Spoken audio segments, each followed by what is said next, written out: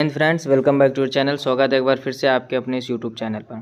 कैसे हो आप सब? आई होप आप सभी स्वस्थ होंगे, मस्त होंगे और आपकी पढ़ाई भी अच्छी चल रही होगी। जैसा कि थंबनेल में देखा होगा, ये पार्ट 6 है एसएससी एमटीएस 2020 की हिस्ट्री की प्रीवियस ईयर क्वेश्चन का। इसके पहले 5 पार्ट में हम लोगों ने ऑलरेडी कंप्लीट कर लिए थे 100 नंबर तक क्वेश्चन। तो समय ना बर्बाद करते हुए वीडियो स्टार्ट करते देखते हैं। पहला क्वेश्चन यानी 101 नंबर लिखा हुआ है, भारत में जनरल डायर के प्रशासन के दौरान कौन सा कानून लागू किया गया था? फिर से पढ़ लीजिए क्वेश्चन क्या लिखा हुआ है। कह रहा भारत में जनरल डायर के प्रशासन के दौरान कौन सा कानून लागू किया गया था? पहला लिखा है मार्शल कानून, फिर लिखा है साइमन कानून, फिर लिखा है भेदभाव कानून और फिर लिखा है निवारक निरोध। तो इसका ऑप्शन ए सही हो जाएगा, यानी मार्शल कानून। कहने का मतलब ये, भारत में जनरल डायर के प्रशासन के दौरान मार्शल कानून ही आपका लागू किया गया था। नेक्स्ट क्वेश्चन देखिए 102 नंबर लिखा हुआ, निम्नलिखित में से कौन सा लाला लाजपत राय के लेखनों में से एक नहीं है? अब ध्यान से पढ़िए, क्वेश्चन नहीं वाला आपसे पूछा गया है। कह रहा निम्नलिखित में से कौन सा लाला लाजपत राय के लेखनों में से नहीं है? पहला लिखा है आर्य समाज, तो ये तो है लेखनों में से एक, तो सही हो जाएगा। फिर लिखा है the story of my deportation, तो ये भी इसका सही हो जाएगा। कहने का मतलब ये लाला लाजपत राय के लेखनों में से हैं। फिर लिखा है अनहैप्पी इंडिया, ये भी उन्होंने लिखा था। फिर अगला लिखा है इंडिया विंस फ्रीडम, तो ऑप्शन डी ही इसका सही हो जाएगा, क्योंकि आपको गलत वाला ही बताना है। कह रहा निम्नलिखित में से कौन सा लाला लाजपत राय के लेखनों में से एक नहीं है? तो वो है आपका India wins freedom. Next question देखिए 103 नंबर लिखा हुआ है, वर्ष 1930 में सी राजगोपालाचारी ने निम्नलिखित में से किस स्थान पर नमक कानून तोड़ा था? यानी सी राजगोपालाचारी थे, इन्होंने वर्ष 1930 में किस स्थान पर नमक कानून तोड़ा था? पहला लिखा है तिरुचि, फिर लिखा है मदुरै, फिर लिखा है तिरुपति और फिर लिखा है वेदारण्यम। तो इसका ऑप्शन डी सही हो जाएगा, यानी वेदारण्यम। कहने का मतलब वर्ष 1930 में सी राजगोपालाचारी ने निम्नलिखित में से कह रहा किस स्थान पर नमक कानून तोड़ा था? तो वो था वेदारण्यम। नेक्स्ट क्वेश्चन देखिए 104 नंबर क्या लिखा हुआ है, लिखा है निम्नलिखित में से सिख आध्यात्मिक गुरुओं में से किसके बारे में कहा जाता है कि उन्होंने जहांगीर के विद्रोही पुत्र खुसरो को सहायता प्रदान की थी? यानी कहने का मतलब ये है कि निम्नलिखित में से सिख आध्यात्मिक गुरुओं, यानी वो सिख आध्यात्मिक गुरु कौन थे जिनके बारे में ये कहा जाता है कि उन्होंने जहांगीर के विद्रोही पुत्र खुसरो को ही सहायता प्रदान की थी? पहला लिखा है गुरु अंगद देव, फिर लिखा है गुरु अर्जुन देव, फिर लिखा है गुरु अमरदास और फिर लिखा है गुरु रामदास। तो इसका ऑप्शन बी सही हो जाएगा, यानी गुरु अर्जुन देव। यानी गुरु अर्जुन देव के बारे में ऐसी चर्चा है कि उन्होंने जहांगीर के विद्रोही पुत्र खुसरो को सहायता प्रदान की थी। नेक्स्ट क्वेश्चन देखिए 105 नंबर क्या लिखा हुआ है, लिखा है प्राचीन बौद्ध ग्रंथ निम्न में से किस भाषा में लिखे गए? यानी जो आपको प्राचीन वाले बौद्ध ग्रंथ है वो किस भाषा में लिखे गए? पहला लिखा है पाली, फिर लिखा है अपभ्रंश, फिर लिखा है संस्कृत और फिर लिखा है प्राकृत। तो इसका ऑप्शन ए सही हो जाएगा, यानी पाली। यानी प्राचीन बौद्ध ग्रंथ जो हैं आपके वो सब पाली भाषा में लिखे गए हैं। नेक्स्ट क्वेश्चन देखिए 106 नंबर लिखा हुआ है, भारतीय राष्ट्रीय कांग्रेस की अध्यक्ष चुनी जाने वाली पहली महिला कौन थी? यानी भारतीय राष्ट्रीय कांग्रेस की पहली महिला वो कौन सी थी जिनको अध्यक्ष चुना गया था? देखते हैं। ऑप्शन पहला लिखा हुआ इंदिरा गांधी, फिर लिखा है सुचेता कृपलानी, फिर लिखा है नेली सेनगुप्ता, फिर लिखा है एनी बेसेंट। तो वो थी आपकी एनी बेसेंट। यानी भारतीय राष्ट्रीय कांग्रेस, जिसको आईएनसी भी कहा जाता है, इंडियन नेशनल कांग्रेस, भारतीय राष्ट्रीय कांग्रेस की कह रहे हैं अध्यक्ष चुनी जाने वाली पहली महिला कौन थी? तो वो थी आपकी एनी बेसेंट। अब यहाँ पर एक देखो और पॉइंट दिया गया है आपको, बी नंबर सुचेता कृपलानी। तो ये है उत्तर प्रदेश की पहली मुख्यमंत्री जो महिला बनी थी। यानी अगर आपसे क्वेश्चन पूछा जाए एमटीएस में या किसी भी एसएससी के एग्जाम में कि सबसे पहली महिला मुख्यमंत्री कौन थी और किस राज्य की थी, तो वो राज्य हो जाएगा आपका उत्तर प्रदेश। यानी उत्तर प्रदेश राज्य में पहली बार महिला मुख्यमंत्री बनी थी और वो कौन बनी थी? तो वो हैं आपकी सुचेता कृपलानी, जो कि ऑप्शन दिया गया। ठीक, तो इनका भी पॉइंट बहुत इंपॉर्टेंट है, कई बार एग्जाम में पूछा गया। नेक्स्ट क्वेश्चन देखिए 107 नंबर लिखा हुआ है, किस संत के सम्मान में अकबर ने फतेहपुर सीकरी का निर्माण करवाया था? यानी किसी संत के सम्मान में अकबर ने फतेहपुर सीकरी का निर्माण करवाया था, कह रहा वो कौन से थे? पहला लिखा शेख सलीम चिश्ती, फिर लिखा हुआ शेख निजामत उल्लाह, फिर लिखा शेख शहाबुद्दीन सुहरावर्दी और फिर लिखा है ख्वाजा पीर मोहम्मद। तो इसका ऑप्शन ए सही हो जाएगा, यानी शेख सलीम चिश्ती। यानी कहने का मतलब कह रहा किस संत के सम्मान में?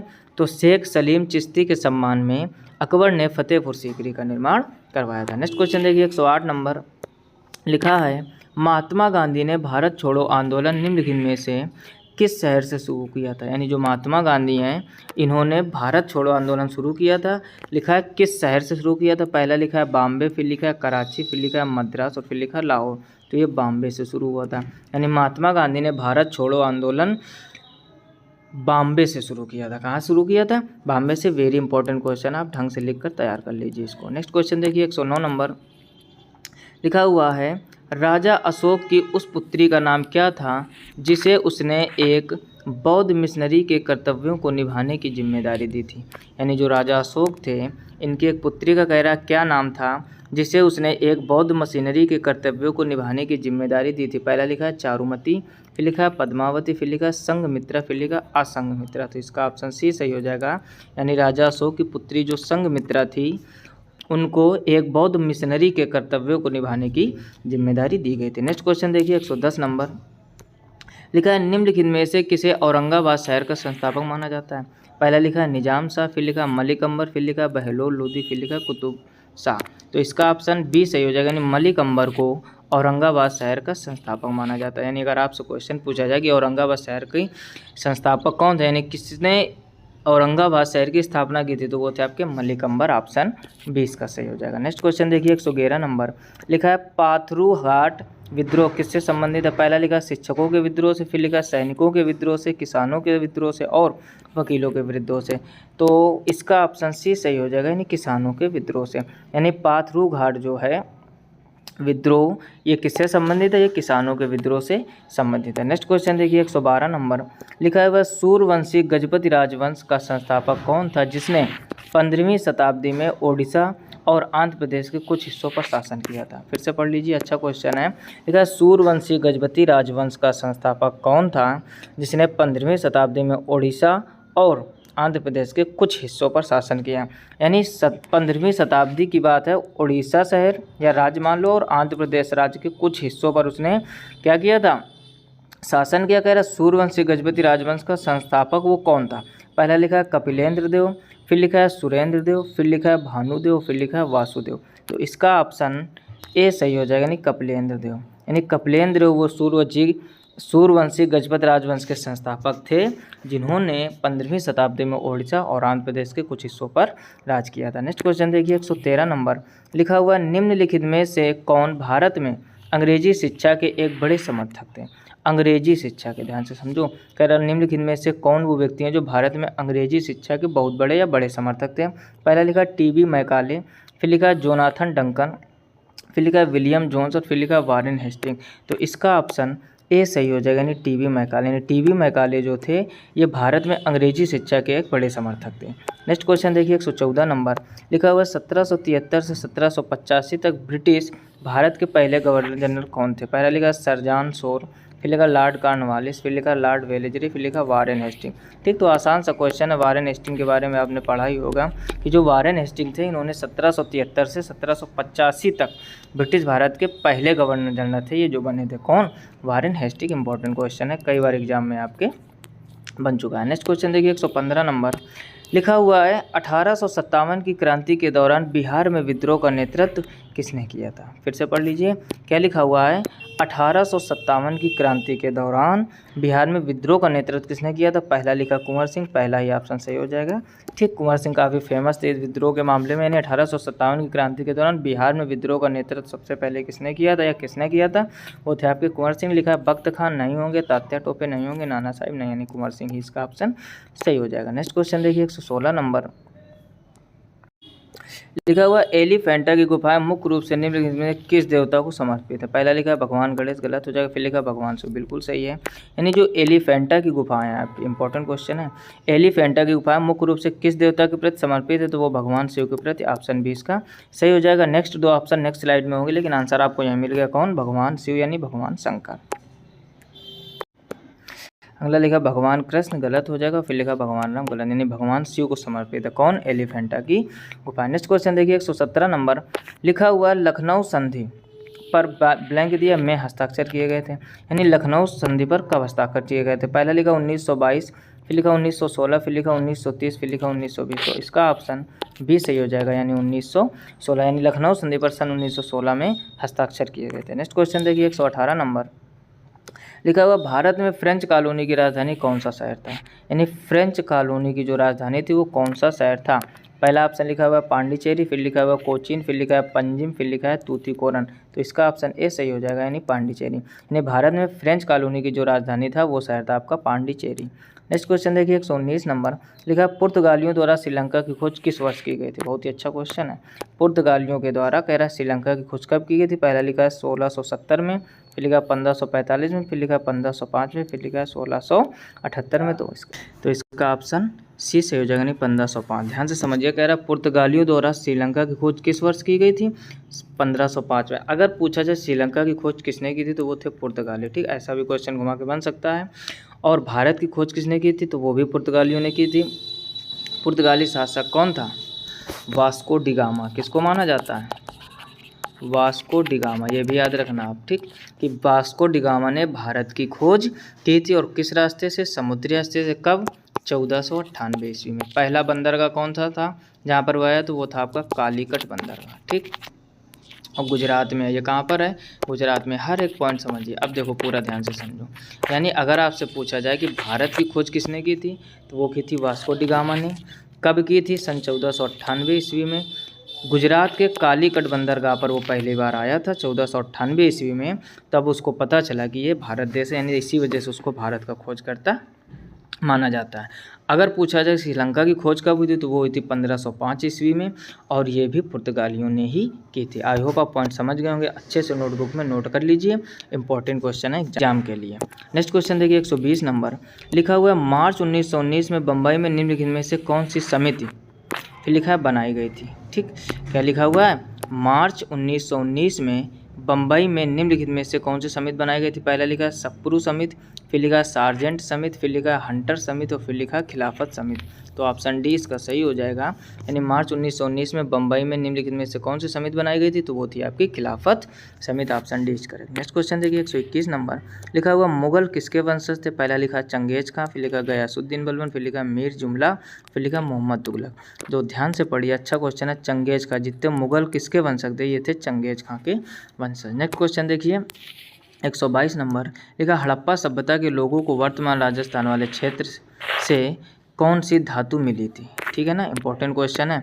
लिखा हुआ, हड़प्पा सभ्यता के लोगों को वर्तमान राजस्थान वाले क्षेत्र से कौन सी धातु मिली थी। पहला लिखा लोहा, फिर लिखा एल्यूमिनियम, फिर लिखा तांबा, फिर लिखा कैल्शियम। तो सबको पता है तांबा मिला था, यानी हड़प्पा सभ्यता के लोगों को जो इस समय राजस्थान में क्षेत्र है वहाँ से क्या मिला था, कौन सी धातु मिली थी तो तांबा मिली थी।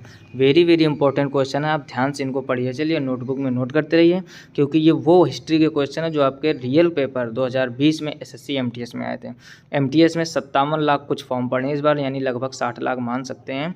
सोचो 60 लाख की भीड़ में, वो गाना सुना होगा ना आपने, 35 लाख की भीड़ देख के क्या सोचा हम डर जाएंगे। तो आप समझ लीजिए 35 लाख वाला जमाना चला गया। ये 35 लाख नहीं है, इस बार है 57 लाख, यानी लगभग 60 लाख। समझ सकते हो, 60 लाख की भीड़ है। और कितने पद हैं आपको पता है अच्छी तरीके से, कुछ गिने चुने पद, यानी इतना ज़्यादा कंपटीशन हो गया है। यदि आप ढंग से मेहनत नहीं करोगे, जितने भी प्रीवियस ईयर क्वेश्चन है लगभग सभी कवर करने का हम प्रयास कर रहे हैं पिछले 1-1.5 महीने से। यदि आपने वो लेक्चर सभी नहीं देखे या चैनल पर पहली बार आए हो तो चैनल को सब्सक्राइब अवश्य कर लीजिए और पिछले वाले लेक्चर ज़रूर देखिए। इसमें आपको बायोलॉजी के प्रश्न, हिस्ट्री के, भारत तथा विश्व के भूगोल के, और जितने भी प्रीवियस ईयर क्वेश्चन है ज़्यादा से ज़्यादा, कुछ दिन बाद इकोनॉमिक्स की भी क्वेश्चन आने वाले हैं जो आपके SSC MTS में पूछे गए हैं। तो अगर आपने वीडियो को अभी तक लाइक नहीं किया तो लाइक ज़रूर कर दीजिए। आपके लाइक, कमेंट और शेयरिंग से हमें मोटिवेशन मिलता है और हम आपको ज़्यादा से ज़्यादा क्वेश्चन प्रोवाइड कराने का प्रयास करेंगे। इस वजह से प्यार और सपोर्ट इसी तरीके बनाए रखिए, जिस प्रकार पिछले 1-1.5 महीने से चल रहा है। हम इसी तरीके आपके लिए मेहनत करते रहेंगे। बस आपको अपना टारगेट नहीं भूलना है। टारगेट का मतलब हो गया MTS में कितने फॉर्म पढ़े, कितने पद हैं। बस ये 2 बात अपने माइंड में रखिए, आपका पढ़ने में 100% मन लगेगा। जो होता है ना कि जब मोटिवेशन होना चाहिए, मोटिवेशन देखो, मोटिवेशन एक ऐसी चीज़ होती है जो कुछ समय के लिए टिकती है। आपको हमारी बात समझनी पड़ेगी कि मोटिवेशन से यदि कोई व्यक्ति पढ़ना चाहता है तो वो ये समझ लो पढ़ नहीं पाएगा। मोटिवेशन क्या, हम लोग चार्जिंग बैटरी थोड़े ना है कि जब चार्ज की जाएगी, जब तक चार्ज रहेंगे तब तक काम करेगी, डिस्चार्ज हो जाएगी काम खत्म। मोटिवेशन कोई चीज़ नहीं होती। सबसे पहले तो आपको ये सीखना पड़ेगा। ठीक, कुछ लोग मोटिवेशन को मानते, तो मोटिवेशन आपने कोई कभी आप अगर मोटिवेट हुए होंगे किसी की बात से, किसी की लाइन से या किसी की लाइफ से, तो आप ये समझो वो मोटिवेशन कितने दिन रुकता है। 1 दिन, 2 दिन, 4 दिन, 10 दिन, इससे ज़्यादा मोटिवेशन टिकने वाला नहीं है। फिर आपको चार्जिंग चाहिए। ठीक, तो मोटिवेशन आप ये समझो यार कि हमें कुछ ना कुछ माँ बाप के लिए करना है। वो किस परिस्थिति में आपको पढ़ा रहे हैं। बहुत से लोग होंगे जो हमारा वीडियो बहुत अमीर घर से देख रहे होंगे, ठीक, जिनके घर में पैसे की कोई कमी नहीं होगी, लेकिन ज़्यादातर 80 से 90% वो लोग होंगे जो मिडिल क्लास फैमिली से या गरीब फैमिली से आते हैं। आई होप हमारा जो सोच है कहीं तक सही होगी। तो आप ये समझिए आपके माँ बाप किस परिस्थिति में पढ़ा रहे हैं। कभी आप, कुछ लोग बाहर रह रहे होंगे, घर छोड़कर पढ़ रहे होंगे, तो आप ये सोचिए जो आपके मम्मी की उम्र या आपके माता जी की जो उम्र है, क्या ये काम करने लायक है, लेकिन अभी भी वो काम कर रही हैं। आपके जो पिताजी की उम्र है, क्या वो काम करने लायक है अभी भी, लेकिन वो काम कर रहे हैं।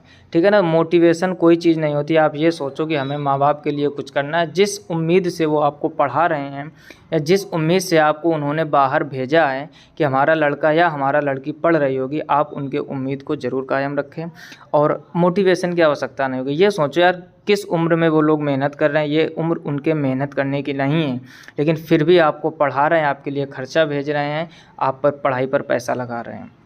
आई होप हमारे हिसाब से तो कोई मोटिवेशन नहीं होता है। मोटिवेशन होता है तो आप अपने माँ बाप का एक बार चेहरा ढंग से देख लेना कि क्या ये जो काम कर रहे हैं इस उम्र में ये काम करने लायक हैं या नहीं, और आपको अपनी मेहनत के बदले उनको कुछ अच्छा करके दिखाना है। जिस दिन आप ये सोच लोगे मोटिवेशन की ज़रूरत नहीं पड़ेगी, ऑटोमेटिक पढ़ने में मन लगेगा। सोचो आप, भयानक जब सर्दी होती ना 2 बजे रात को, वो भी गेहूँ के खेत में पानी लगा रहे होते हैं, जिस समय स्टूडेंट का रजाई के अंदर पढ़ने का मन नहीं करता सर्दी की वजह से, उस समय वो खेत में पानी लगाए होते हैं। जो गरीब किसान लोग होंगे वो समझ रहे होंगे बातों। तो आई होप हमारे हिसाब से कोई मोटिवेशन नहीं होता है। रही मोटिवेशन की बात, तो इतनी बातों में कुछ ना कुछ तो असर आपके पड़ ही जाएगा। बाकी आप माँ बाप का चेहरा देख लो कि क्या ये इस काम के लायक हैं जो वो कर रहे हैं, इतनी मेहनत के लायक हैं। नहीं है तो आप बस यहीं से समझ लीजिए कि मोटिवेशन, अब इसी को आप मोटिवेशन मानते हो तो मोटिवेशन मान लो। बाकी आपको टारगेट रखना है कि इतना फॉर्म पड़ा, इतने पद है और हमको एक पद चाहिए ही चाहिए। आई होप हमारी बात से आप सहमत होंगे। वीडियो अगर अच्छा लगा तो वीडियो को लाइक ज़रूर कर देना। अगर पहली बार चैनल पर आए हो तो सब्सक्राइब कर देना। और इसके पहले के यदि आपने लेक्चर नहीं देखे हैं 2020 के क्वेश्चन, तो उनके लिंक नीचे डिस्क्रिप्शन में मिल जाएगा, या फिर आप प्लेलिस्ट में जाकर प्रीवियस ईयर क्वेश्चन जितने भी हैं उनको ज़रूर से ज़रूर देखिए। चलिए देखते हैं नेक्स्ट क्वेश्चन। फिलहाल में लिखा है 123 नंबर लिखा है, पुर्तगाली खोजकर्ता वास्को डिगामा ने, देखो वही क्वेश्चन आ गया जिसकी चर्चा अभी ऊपर की हमने, वही क्वेश्चन है। कह रहा 1498 में खालिस्तान में पदार्पण किया। पहला लिखा नागरकोइल, फिर लिखा कालीकट, फिर लिखा कलंगुट, फिर लिखा तूतीकोरन। तो ऑप्शन 20 का सही हो जाएगा। अभी हमने बताया कि पुर्तगाली खोजकर्ता वास्को डिगामा 1498 ईस्वी में कालीकट बंदरगाह पर आया था, इसी ने भारत की खोज किया, इसको खोजकर्ता माना जाता है। नेक्स्ट क्वेश्चन देखिए 124 नंबर पर लिखा 1818 में होलकर राजवंश ने, फिर ब्लैंक दिया, के साथ मंदसौर की, फिर लिखा है संधि पर हस्ताक्षर किए। फिर से पढ़ लीजिए, लिखा हुआ 1818 में होलकर राजवंश ने ब्लैंक दिया के साथ मंदसौर की संधि पर हस्ताक्षर किए। पहला लिखा फ्रेंच, फिर लिखा डेनिश, फिर लिखा ब्रिटिश और फिर लिखा डच। तो इसका ऑप्शन सी सही हो जाएगा, यानी ब्रिटिश। नेक्स्ट क्वेश्चन देखिए 125 नंबर लिखा हुआ निम्नलिखित में से किसने सर्वेंट्स ऑफ इंडिया सोसाइटी की स्थापना की थी। सर्वेंट्स ऑफ इंडिया सोसाइटी की स्थापना की थी गोपाल कृष्ण गोखले ने। देखते हैं ऑप्शन। पहला लिखा रमाबाई रानाडे, गलत हो जाएगा। गोपाल कृष्ण गोखले बिल्कुल बात सही, ऑप्शन 20 का सही हो जाएगा। तो ये थे 125 क्वेश्चन एसएससी एमटीएस 2020 में आए, यानी 2020 में एसएससी एमटीएस के एग्जाम में आपके हिस्ट्री के 125 ही क्वेश्चन लगभग बने थे। आई होप आप ये पूरे पॉइंट अच्छे से समझ गए होंगे। मिलते हैं नेक्स्ट वीडियो में, तब तक अपना ख्याल रखिए, अच्छे से पढ़ाई करते रहिए। तब तक के लिए जय हिंद, राधे राधे।